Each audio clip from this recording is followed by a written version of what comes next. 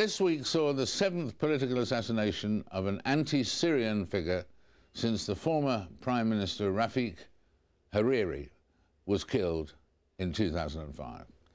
This bombing was also the first assassination since the UN Security Council had voted in favour of an international court to try the suspects in the murder of Hariri. The tribunal has caused a deep divide in Lebanese politics, with the anti-Syrian coalition and the government backing the investigation, and the Hezbollah-led opposition, and indeed the allies of Syria in general, vehemently opposing it. But the two sides are fairly evenly divided in Lebanon's parliament. In fact, with this week's death included, the government's majority is now down to a tenuous 3. But why is the Hariri tribunal so controversial? Can the promise of a UN investigation really be behind this week's deaths? Joining me now to help us try and find out why the tribunal has dangerously divided Lebanon are criminologist Omar Nashabe in Beirut. Welcome, Omar. And journalist Baria Alamuddin here in London. Let's come first to you. That question of a connection, Omar. Do you think the murder of another anti-Syrian MP is linked to the new court tribunal and court proceedings? Do you think they have a link, or do you think that link is spurious? I think it would be wrong to say that there is no link, or to actually avoid mentioning that there is a link. There is surely a link. However, that there's a difference between saying that there is a link between this assassination and the tribunal, and between this assassination Syrian involvement. I think there is no credible evidence until now to show Syrian involvement in these assassinations. There are political accusations, and the reports that have been issued are issued by the executive, police and the army, and they are not being issued by the judicial. I think for the International Tribunal to be able to actually create linkages, or to actually accept these linkages and make them, admit them in the actual tribunal, there must be credible evidence, tangible evidence that is concrete, not just statements and not just reports, and they should be done following an adequate methodology. Right. Baria, what's your reaction to what Omar says there? Well, I agree with a lot of what Omar, of course, has said. One cannot accuse people without credible evidence. This is clearly true. However, I think this court is really must work to the benefit of both the Lebanese and the Syrians, and indeed the whole area. Lebanon has unfortunately suffered from a history of political assassinations since decades, and you cannot let people go with impunity. Lebanon needs a closure to this, and I think it is in the benefit indeed of our brothers in Syria to have this court, to make them know that perhaps they're not the assassins. I agree, we cannot just go ahead and accuse that it is Syria without credible evidence, and that is why the importance of this court. We need to take people to court to find enough evidence and then hence judge them. Nevertheless, I think Lebanon has suffered enough. The Lebanese are definitely and indeed very tired from all these assassinations. It is unfortunate for Syria that it is put in a position because of what it is playing with its allies in Lebanon, that it is against the presidential elections with the majority that the Lebanese parliament has, and it is seen to be against the tribunal. I think it is very good and very beneficial for Syria to have this tribunal and to have this court, indeed to vindicate it if it is not the criminal.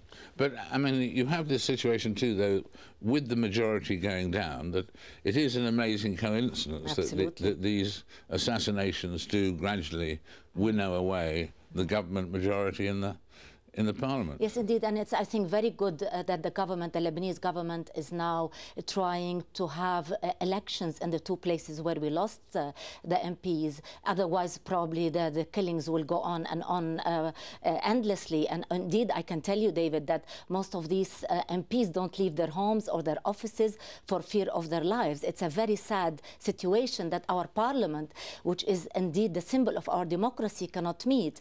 The Lebanese are known for their enlightenment in democracy, and it is sad that the symbol of our democracy is unable to function.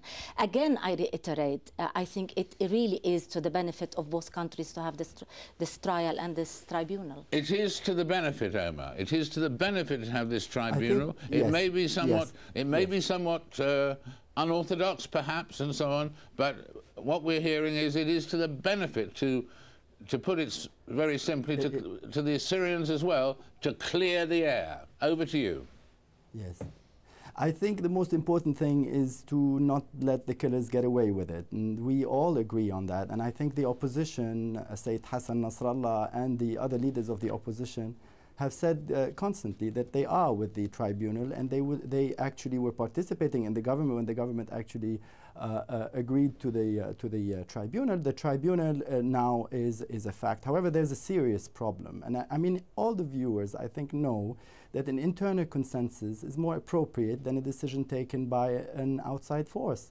In this case, there's a resolution by the Security Council on the Chapter 7 that is, I think, it's imposed on a large number of Lebanese people. We need internal consensus. The internal consensus is essential. The actual, and it is an actual important variable that would actually have to be examined to see if the actual proceedings of the court will be successful or not. If there is no internal consensus, and that is the case at the present time, there will be questions that will be raised by many Lebanese, over 1 million Lebanese, about, you know, the appointment of such judge or this judge or that judge, especially when it comes to the international judges, and especially since there is sufficient and ample reason for these doubts.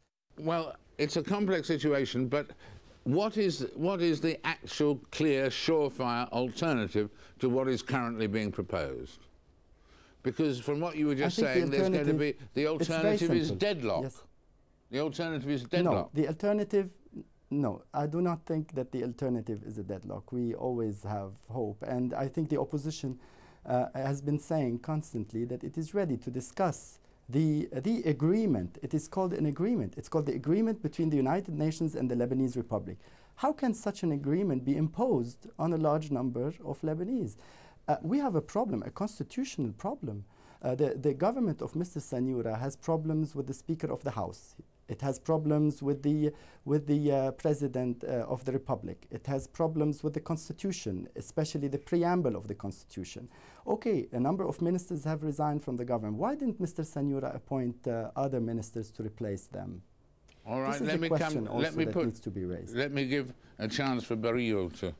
I mean, I agree with a lot of the points that Omar had raised, but the point is, this is something that has become now international. And while a consensus from the Lebanese would have been extremely welcome and indeed needed, it's unfortunate that we were not able to get it. This does not mean that we can let the perpetrators of such heinous crimes that have been really storming the country go on forever. We tried, I think the government of Sanura did try to get consensus, and for over many months. Nevertheless, this is now over. It is now beyond us. The tribunal now is a matter of fact.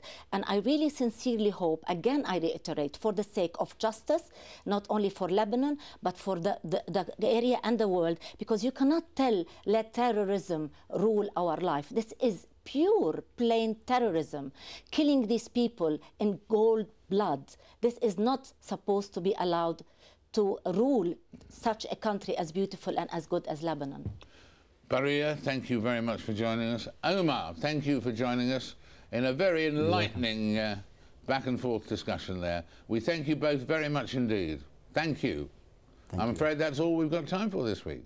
So will you join us again in 7 days? That's 7 days for another Frost Over the World.